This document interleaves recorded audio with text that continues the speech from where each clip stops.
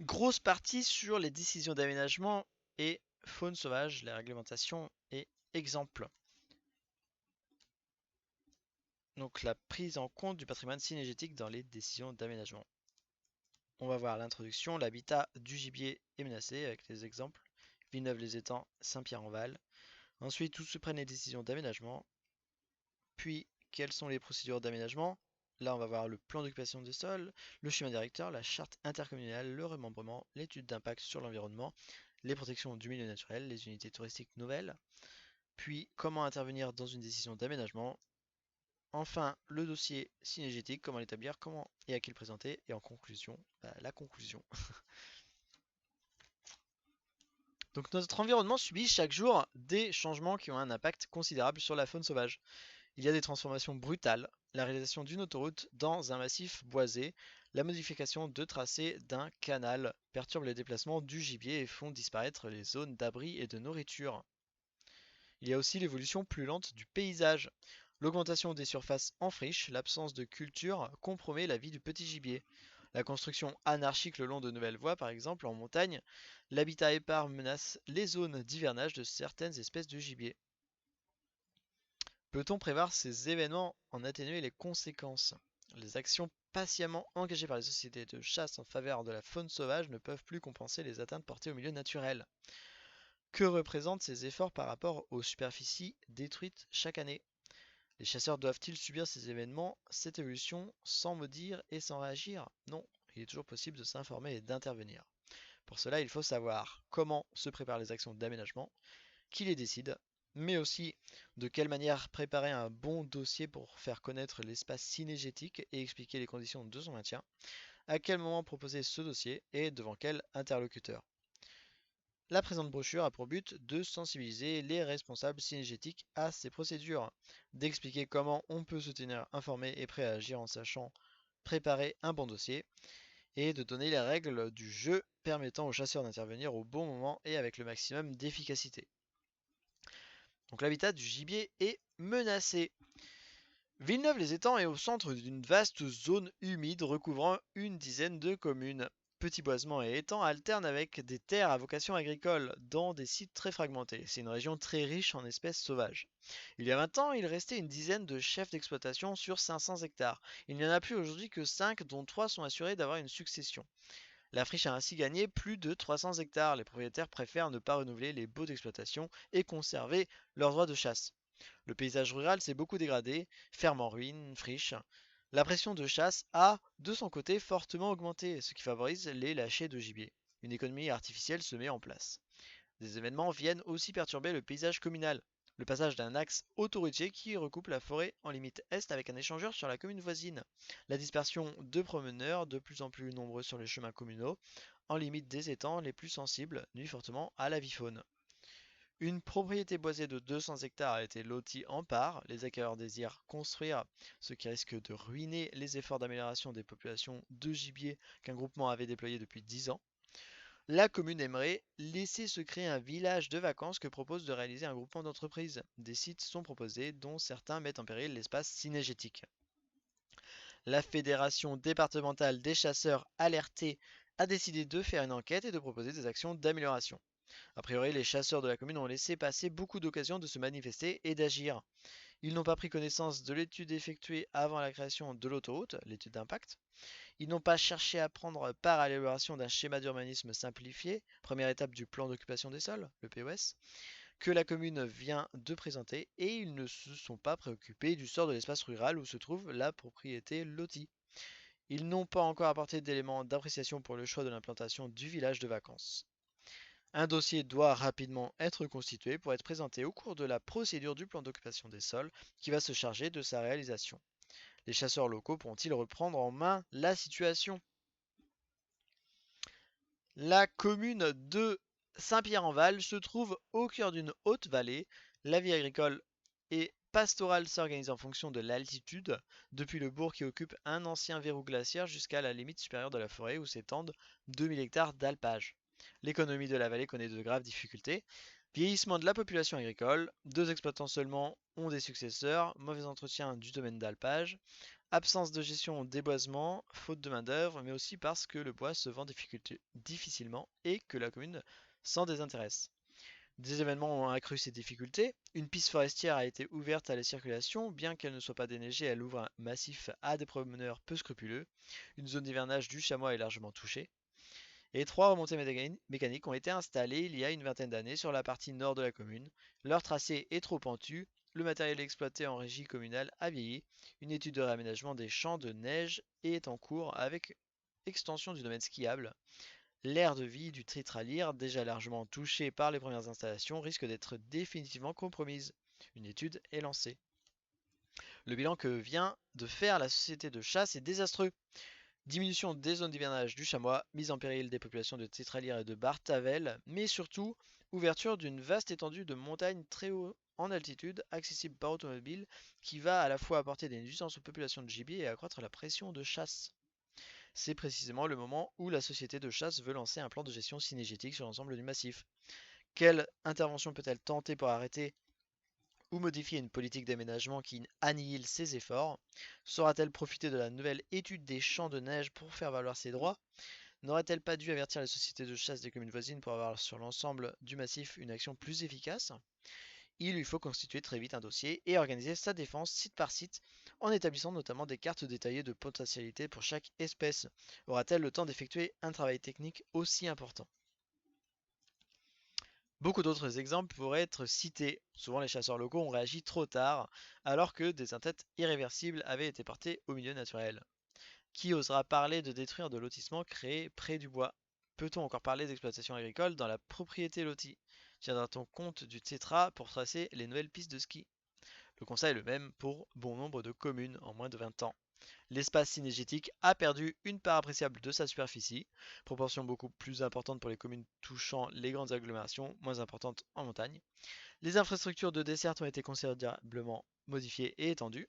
C'est la période de création des principales autoroutes et du TGV, c'est aussi la période de réalisation des déviations de nombreux bourgs et villages.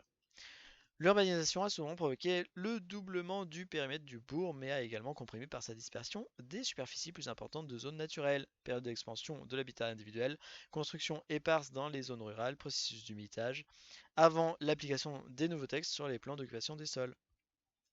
L'intervention des chasseurs n'aurait sans doute pas empêché de tels développements, mais elle aurait permis d'effectuer de meilleurs choix en jugeant les effets de chaque solution d'aménagement sur l'habitat du gibier, de limiter certaines infrastructures, de profiter des procédures de remembrement pour réserver des terrains, maintenir ou créer des haies, de dénoncer la mauvaise gestion des boisements, de vérifier si les plans d'urbanisme ne contrarient pas les plans de gestion des territoires de chasse. Il est temps de se concerter et d'intervenir. Où se prennent les décisions d'aménagement? La nouvelle répartition des compétences entre l'État, la région, le département et les communes, loi de décentralisation, a modifié le partage des responsabilités. La région est devenue un centre de décision important pour beaucoup de projets et leur financement dans le cadre des politiques contractuelles. Le département élargit son champ de gestion, son rôle est déterminant pour la programmation et le financement des équipements. La commune a acquis de nouvelles responsabilités, par exemple au niveau du permis de construire qu'elle délivre une fois le plan d'occupation des sols approuvé. Une importance nouvelle est donnée au groupement de communes dont les projets sont facilités tant sur le plan administratif que sur celui des financements. Cependant, l'État conserve une position de gardien qui veille à l'application des lois. Il assure le contrôle de légalité. Un événement nouveau intéresse les chasseurs. Un effort important est fait au niveau des mesures de publicité qui doivent être prises, affichage, publication dans la presse, à l'occasion de chaque décision d'aménagement. Quels sont les services responsables de l'aménagement? La commune ou le groupement de communes ont à leur disposition des services que l'on retrouve surtout à l'échelon départemental. Donc pour l'exploitation agricole et pastorale, on a la direction départementale de l'agriculture et de la forêt, la DDAF, instruit et prépare le financement des dossiers d'aménagement. La chambre d'agriculture qui met à disposition des exploitants des techniciens spécialisés. Et les commissions chargées d'opérations particulières sont constituées à l'occasion d'un remembrement, d'action d'irrigation ou de drainage. Pour la gestion des forêts, on a l'Office national des forêts, l'ONF, qui gère les forêts de l'État et celles des collectivités. Les centres régionaux de la propriété forestière, le CRPF, qui s'occupe de la forêt privée soumise au plan simple de gestion. Et des groupements forestiers ont aussi un rôle de gestion. Pour l'urbanisme, le logement, les grandes infrastructures et les transports, on a la direction départementale de l'équipement, la DDE, qui instruit des dossiers et gère les équipements. C'est elle qui met en œuvre les procédures des POS. Pour les réalisations touristiques, il y a la délégation régionale, la fédération départementale et les offices du tourisme. À l'échelle nationale, les services d'études SEATM, responsables notamment de tout ce qui concerne le ski, SEATER, responsable en particulier du camping, SEATL, et responsable des ports et plages. Donc SEATM, c'est service d'études et aménagement touristique de la montagne, SEATER, service d'études et aménagement touristique de l'espace rural, et SEATL, service d'études et aménagement touristique du littoral. Pour les équipements sportifs et socio-éducatifs, on a la direction départementale de la jeunesse et des sports, DDJS. Il faut citer par ailleurs, pour les aménagements régionaux, donc en zone de montagne, les commissaires à l'aménagement des massifs, la loi montagne prévoit des organismes qui vont prendre en charge plus directement l'aménagement de chaque massif, notamment pour la procédure des unités touristiques nouvelles. En d'autres régions, des établissements publics spécialisés, grandes opérations touristiques telles que celle du Languedoc-Roussillon, la création de ports, etc. Pour la gestion du patrimoine et de l'environnement, on a la délégation régionale à l'architecture et à l'environnement, la DRAE, le service départemental de l'architecture, l'Agence des bâtiments de France, le conservateur du littoral, le service environnement du Conseil général. Cette liste n'est pas exhaustive, mais montre le partage des responsabilités techniques entre les services s'occupant de sujets souvent très voisins. Les responsables de territoires de chasse sont ainsi comme partenaires sur le plan départemental et régional la direction départementale de l'agriculture et de la forêt, l'Office national des forêts, la délégation régionale à l'architecture et à l'environnement. Et sur le plan local, les personnes des services de l'équipement qui effectuent l'entretien de la voirie, déneigement, répare, infrastructures et ouvrages. Les agents de l'Office national des forêts affectés à la gestion et à la surveillance des forêts, les techniciens de l'Office national de la chasse et les gardes de l'ONC affectés auprès des fédérations départementales des chasseurs, les techniciens des dites fédérations et éventuellement les agents des parcs nationaux. Les responsables d'une chasse n'ont pas affaire chaque jour à ces services, mais ils doivent connaître leurs intentions lors de chaque démarche d'aménagement pour les saisir éventuellement des problèmes posés. Donc quelles sont les procédures d'aménagement? L'organisation du territoire d'une commune ou de plusieurs communes est l'occasion de multiples démarches qui vont déboucher sur un dossier d'études et des décisions d'aménagement. Pour une commune, le plan d'occupation des sols est un événement particulièrement important qui va décider de l'utilisation des sols urbains ou ruraux et donner des droits à bâtir. Une carte communale, un schéma simplifié, peut remplacer le POS pour des petites communes. Sa validité maximum est de 4 ans. Pour un groupement de communes, ce sont le schéma directeur qui fixe les règles d'organisation à plus ou moins long terme et la charte intercommunale qui donne les orientations d'aménagement pour un canton rural, une vallée. Au niveau d'un quartier, d'un secteur qui va être bâti, la zone d'aménagement concerté donne les règles de construction et d'équipement. La procédure de lotissement prévoit un groupement d'habitation d'activités. Pour l'activité agricole, il y a le remembrement qui permet une meilleure organisation des terres, mais également le remembrement aménagement qui prévoit d'un côté le maintien de l'espace agricole, de l'autre la possibilité de construire en redistribuant les droits de chacun. La protection de grandes zones d'espace naturel peut se traduire par la création d'une réserve naturelle qui permet la conservation rigoureuse des sites avec leur flore et leur faune, l'acquisition de terrains par le département dans les espaces naturels sensibles, la décision d'un arrêté de biotope qui fixe les conditions de gestion d'un espace naturel privilégié, un étang, une forêt, et la réalisation d'un parc naturel régional ou d'un parc national qui, sur des périmètres plus vastes, une région, un massif, permettent la protection de tout un ensemble de sites en apportant tout alentour la possibilité d'un développement économique compatible avec cette protection. En montagne, la création de nouvelles stations de ski passe par l'étude d'unités touristiques nouvelles, UTN, ce qui permet de fixer les bases du projet, capacité d'accueil, utilisation des champs de neige, création d'infrastructures pour le ski, et de rendre compatible avec l'environnement humain et économique de la région. Les grands projets d'aménagement, que ce soit la création de routes, d'une voie ferrée, l'implantation d'une zone d'activité, le passage d'une grande ligne électrique, ne peuvent être entrepris sans étude d'impact. Cette étude préalable montre comment rendre le projet compatible avec son environnement.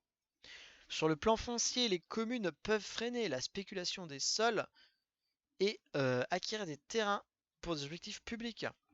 En zone non urbanisée, la zone d'aménagement différé, la ZAED, bloque le prix des terrains à une certaine date, un an avant de la décision, et donne aux collectivités la possibilité d'acquérir. En zone urbaine, c'est le droit de préemption systématique qui est offert à la commune aussitôt son POS approuvé.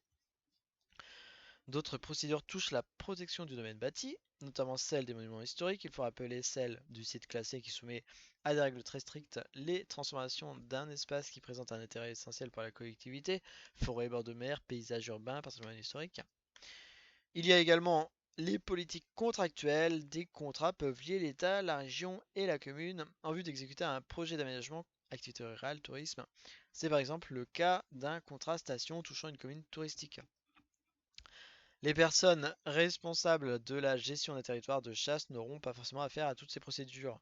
Les plus importantes qu'elles peuvent rencontrer, décrites dans les pages suivantes, sont le plan d'occupation des sols, le schéma directeur, la charte intercommunale, le remembrement, l'étude d'impact sur l'environnement, les protections du milieu naturel, les unités touristiques nouvelles. Le plan d'occupation des sols. Donc la définition prescrite par la commune, c'est le document qui permet d'organiser le territoire communal. Développement du bâti, gestion des zones agricoles et forestières. Ce document concerne la vie et les activités de chaque habitant. Donc objet, le POS traduit le projet communal de développement qui va se réaliser à moyen et long terme.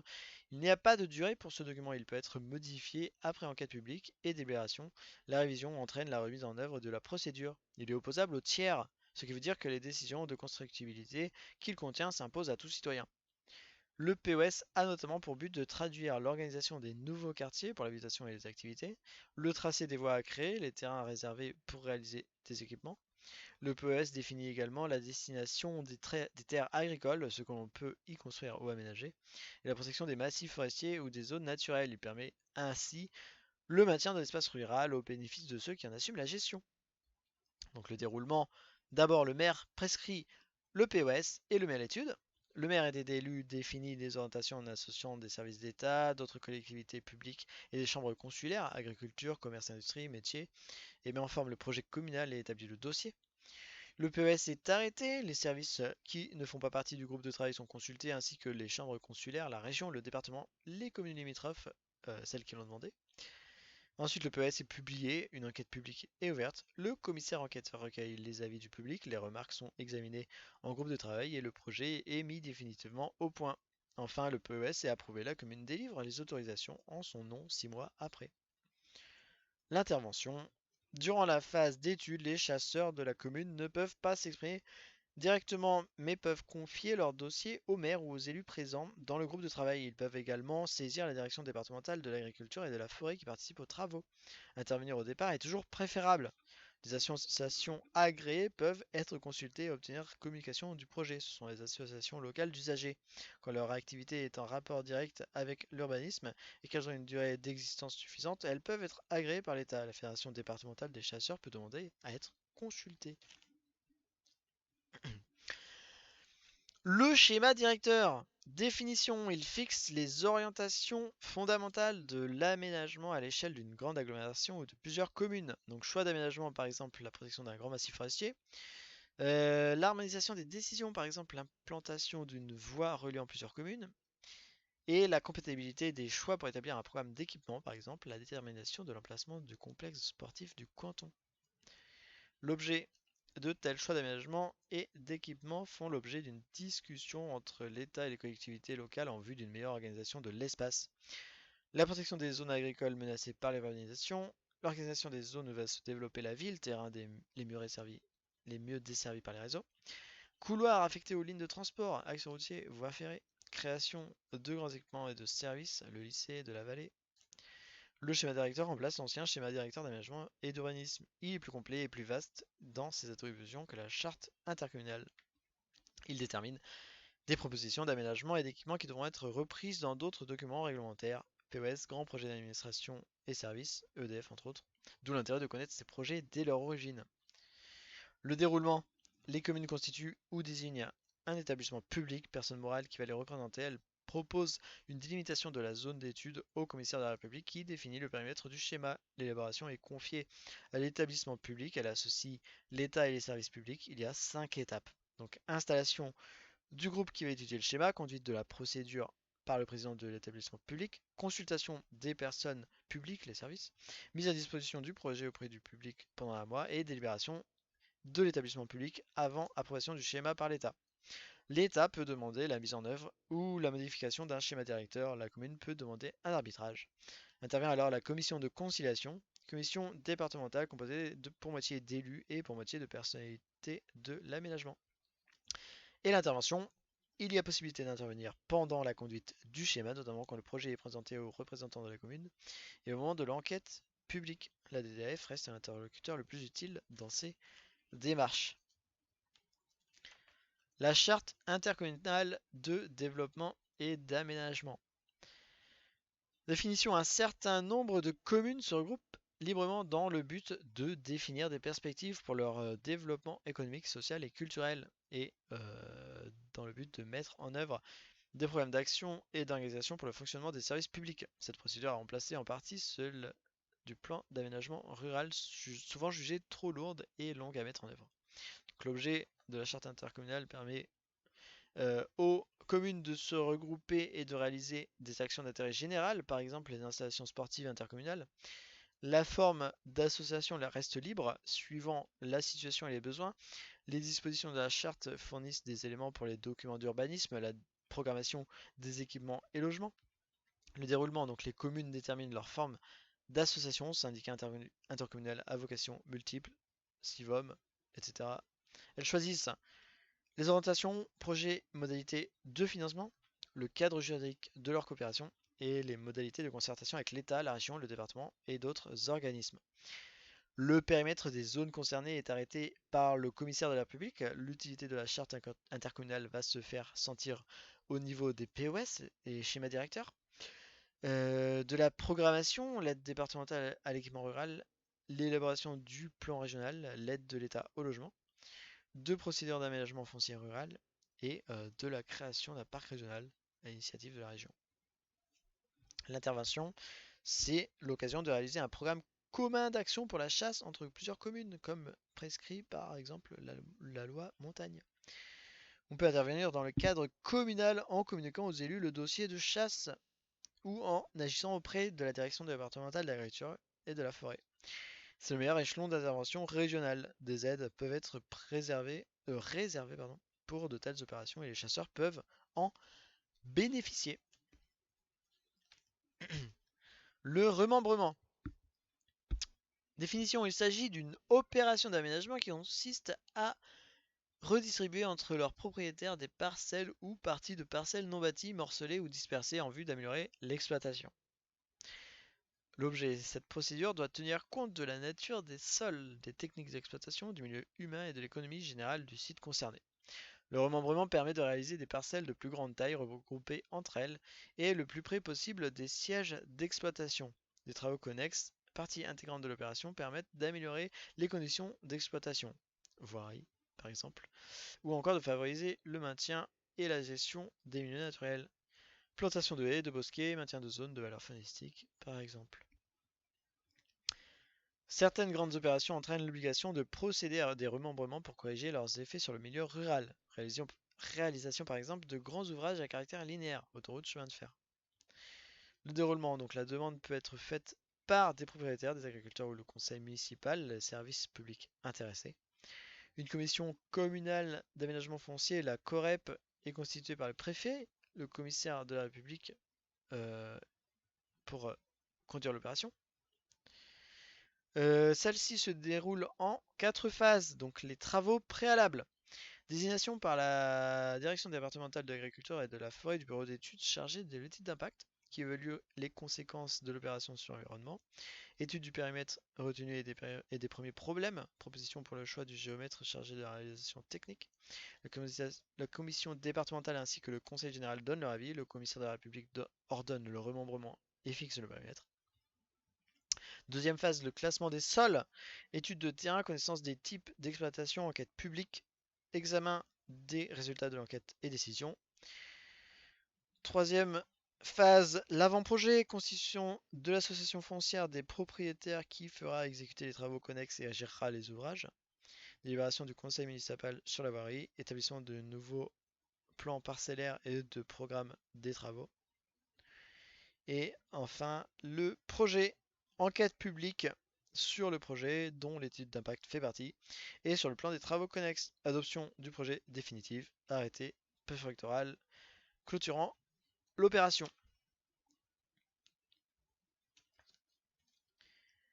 Donc l'intervention, les possibilités d'intervenir n'ont pas le même caractère suivant la phase dans laquelle on se trouve. Durant les travaux préalables, ce qui importe, c'est que le périmètre retenu ne comprenne pas les biotopes les plus riches. Il faut prendre contact avec les agricultures, les élus communaux, la DDF, le géomètre. Il faut que les intérêts synergétiques soient bien représentés au sein de la commission communale. Ce peut être par exemple en la personne qualifiée pour la protection de la nature, PQPN, qui est nommée par le préfet. Durant la phase de préparation de l'avant-projet puis du projet, il est possible de prévoir des aménagements synergétiques sur une partie des espaces réservés à des fins collectives. Cela doit faire l'objet d'une négociation avec le conseil municipal et la commission. Tout au long de la procédure, le point important demeure l'étude d'impact et les contacts à prendre avec le chargé de cette étude entre le classement et le projet.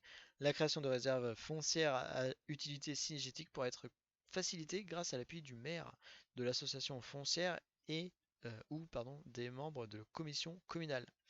L'étude d'impact doit prendre en compte les données des chasseurs et prévoir des éléments de compensation. Donc l'étude d'impact sur l'environnement.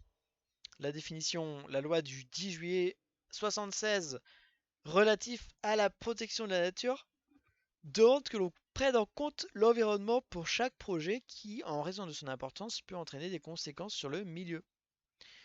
Donc l'objet et l'étude d'impact est destiné aux travaux les plus importants en raison de leur nature, exploitation de mines, stockage souterrain de gaz, création d'une zone d'aménagement concerté pour un nouveau quartier par exemple, défrichement, remembrement, et parce qu'il déplace un certain niveau. Ligne électrique de 225 kV, camping de plus de 200 places, station d'épuration pour 10 000 habitants, construction de plus de 3000 m² quand il n'y a pas de POS, de même pour les lotissements. Est destiné aussi à tous les travaux dont le coût est égal ou supérieur à 6 millions MF, c'est quoi? Millions de francs? Non, millions d'euros? Je sais pas. La notice d'impact, étude simplifiée, suffit pour des opérations moins importantes. Il s'agit d'étudier les conséquences d'un projet sur le paysage, les milieux naturels, l'air, le sol et l'eau, la faune, la flore, ainsi que sur les populations concernées. L'étude comprend l'analyse de l'état initial, l'évaluation des effets sur l'environnement, les raisons pour lesquelles, notamment sur le plan de l'environnement, le projet présenté a été retenu, et les mesures envisagées pour supprimer, réduire et si possible compenser les conséquences dommageables du projet sur l'environnement. Le déroulement, il appartient au maître d'ouvrage de prendre en compte sous sa responsabilité les préoccupations d'environnement à tous les stades du projet. L'étude incombe au demandeur du projet, maître d'ouvrage public ou privé. L'étude est rendue publique de deux manières, donc soit le dossier est soumis à l'enquête publique, l'étude d'impact fait déjà partie du dossier d'enquête préalable à la déclaration d'utilité publique, ou soit le dossier n'est pas soumis à l'enquête publique, chacun peut prendre connaissance de l'étude dès que la décision d'autorisation ou d'exécution a été prise, mais cette décision doit faire l'objet avant toute réalisation d'une publication mentionnant l'existence de l'étude d'impact. L'intervention. Il appartient au chasseur d'établir un dossier pour la prise en compte des données synergétiques et d'en saisir le délégué régional à l'architecture et à l'environnement aussitôt que possible, que ce soit au cours de l'instruction de l'étude ou dans le cadre de la procédure de saisine ministérielle. Celui-ci reste la personne la plus compétente. Le ministre de l'Environnement peut en effet se saisir de sa propre initiative de toutes les études d'impact et donner son avis dans les délais réglementaires. Toute personne peut demander au ministre de se prononcer. L'intervention des chasseurs pourrait se limiter à ce recours pratiquement après coup. Il semble cependant préférable de se tenir informé au plus tôt des intentions de travaux dès que l'on sait qu'ils font automatiquement l'objet d'une étude d'impact et d'intervenir en conséquence auprès du délégué régional à l'architecture et à l'environnement. Les protections du milieu naturel. Définition et objet. Ce sont les procédures visant à protéger et à mettre en valeur des espaces naturels. Les principales concernent le parc naturel régional, c'est une zone rurale qui présente un intérêt particulier pour la détente, l'éducation, le repos, des hommes et le tourisme en raison de la qualité de son patrimoine naturel et culturel. Le parc national, c'est un territoire que l'on veut préserver de tout effet de dégradation sur la faune et la flore. C'est en même temps dans le cadre de la zone périphérique toutes les communes intéressées par le parc. Un moyen de mise en valeur de l'économie locale tenant compte du caractère pédagogique et culturel du parc. La réserve naturelle, c'est la stricte conservation d'un milieu naturel que l'on veut soustraire à toute intervention artificielle susceptible de le dégrader. L'arrêté de biotope concerne un milieu naturel, souvent de dimensions très restreintes, un massif boisé, une chaîne d'étangs, une tourbière, dont on veut surveiller la gestion afin que son équilibre ne soit pas modifié. Le site inscrit, le site classé et la zone de protection. L'inscription à l'inventaire des sites permet à l'administration d'être prévenue des travaux pouvant affecter le site sans que celle-ci ne puisse s'y opposer. C'est la procédure la plus simple qui n'a qu'un caractère de prévention.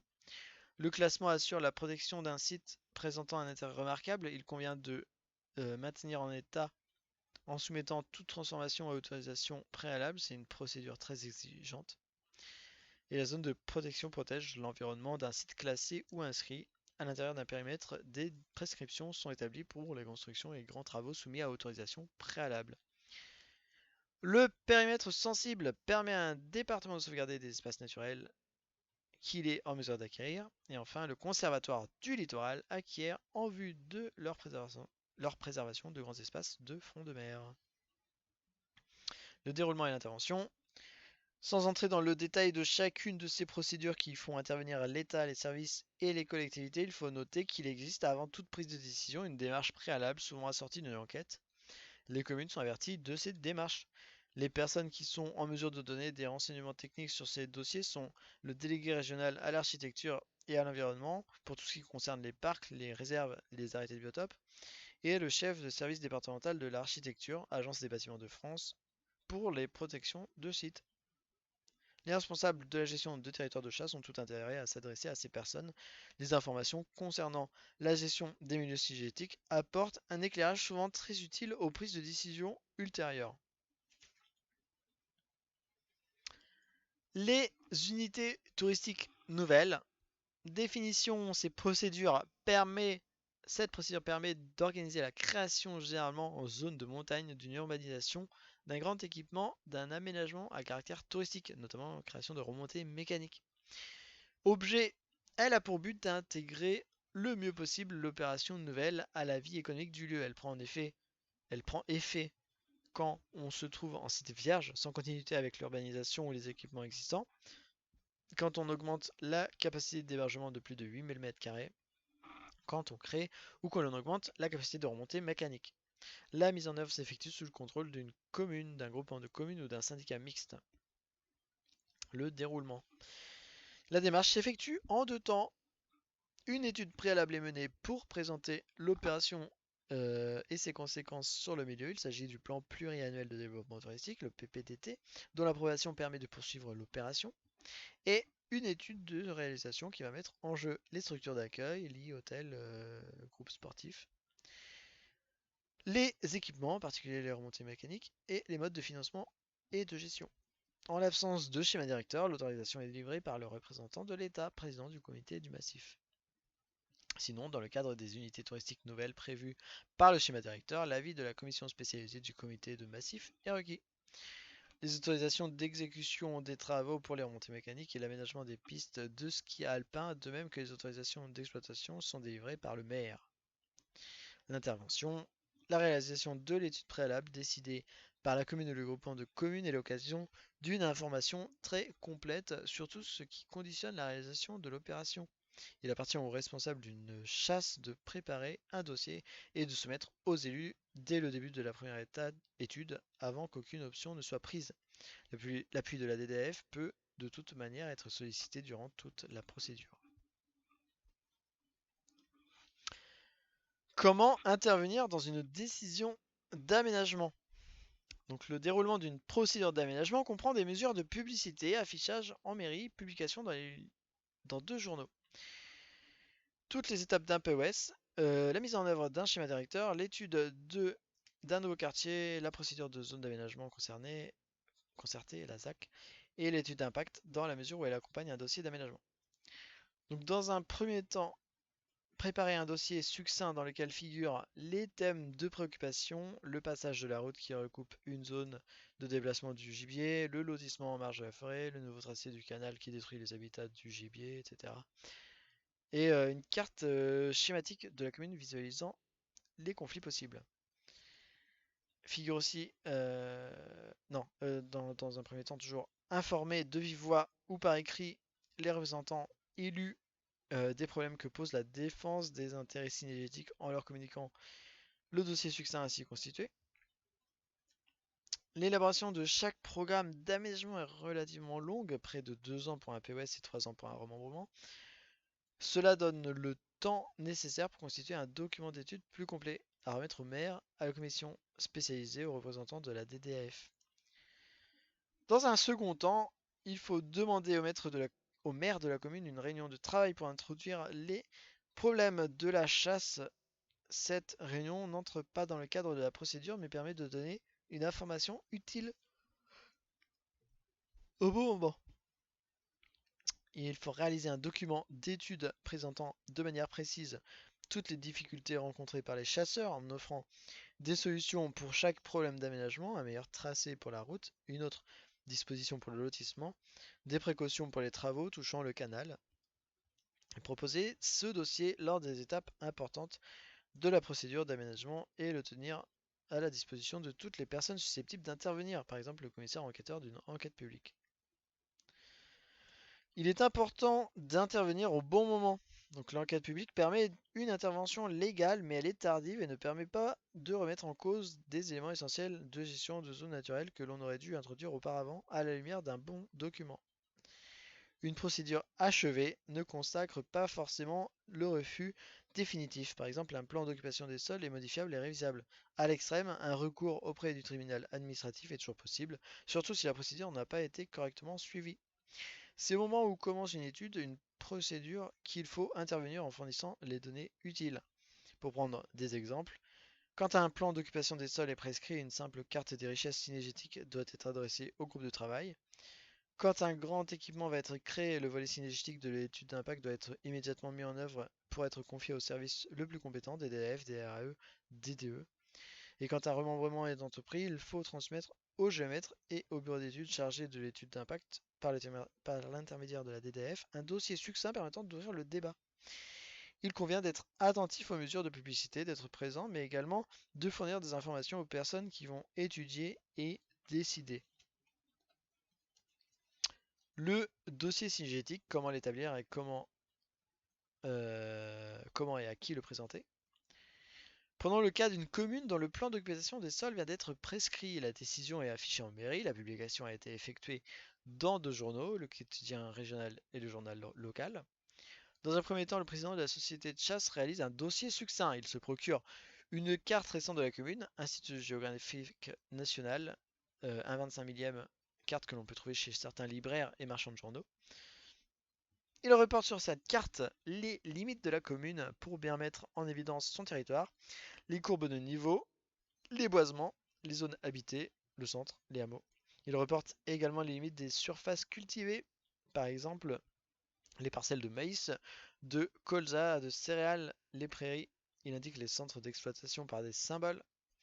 Il établit sur le même fond de carte avec une feuille de calque un relevé des zones propices aux différentes espèces de gibier. Sur un premier fond, ce sont par exemple les zones vives en perdrix, se servir des enquêtes, comptages et représenter par des symboles leur répartition sur le territoire de la commune, noter les points d'eau, les cultures à gibier. Sur un second fond, ce sont par exemple les zones où sont présents les chevreuils. En montagne, on reporterait des zones d'hivernage du chamois ou de l'isard, les aires d'habitat du tétralyre, de la bartavelle et du grand tétra. Avec ce dossier succinct, 2 interventions immédiates vont pouvoir être effectuées. L'une auprès du maire ou de ses adjoints en prenant soin de choisir les personnes les plus réceptives aux problèmes de la chasse pour leur montrer ce que l'on veut protéger et gérer. L'autre auprès du responsable de la DDF qui va faire partie du groupe de travail. C'est la première prise de position des chasseurs. Une discussion est lancée qui va faire réfléchir élus et services. Dans un second temps, il s'agit de réaliser un document plus complet qui va préciser les conflits possibles que risquent de déclencher les projets prévus, que ce soit le plan d'occupation des sols ou toute autre démarche. Le président de la société de chasse réalise un document d'étude. Il reprend les cartes établies pour le dossier succinct. À partir du même fond, en se servant d'une feuille de calque, il représente les extensions du village, le projet de lotissement, le plan 2 de la déviation. C'est une carte de l'occupation des sols où sont reportés tous les événements prévus sur le territoire communal. Les services de l'équipement peuvent transmettre les bases d'un tel document à ceux de l'agriculture. En cas d'impossibilité, il faut schématiser les projets avec l'aide des services de la mairie. En superposant les cartes, il compare les espaces occupés par le gibier, les projets de développement et d'équipement. Des conflits sont mis en évidence. La déviation qui touche un boisement très intéressant pour la population de chevreuil, un développement résidentiel qui consomme un espace très utile pour la perdrix. En montagne, ce peut être une remontée mécanique qui détruit l'aire d'habitat du tétralyre, une installation touristique qui touche la zone d'hivernage du chamois. Les conflits possibles sont matérialisés par des symboles pour bien faire comprendre leur localisation et leur importance. Une note doit accompagner les cartes pour exposer la situation synétique de la commune, chiffre à l'appui. Les chamois menacés sur tel versant de haute vallée, les couples de perdrix touchés dans tel fond de vallée par un tracé de déviation mal choisi. Deux cas peuvent alors se produire.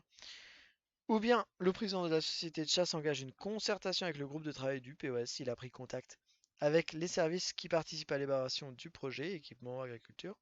Le dossier a été examiné dans le cadre de la gestion des zones naturelles, terres agricoles, boisements. Il est même possible de comparer différentes solutions d'aménagement. Choix d'une nouvelle option pour la déviation, recherche d'un site plus adéquat pour le lotissement communal.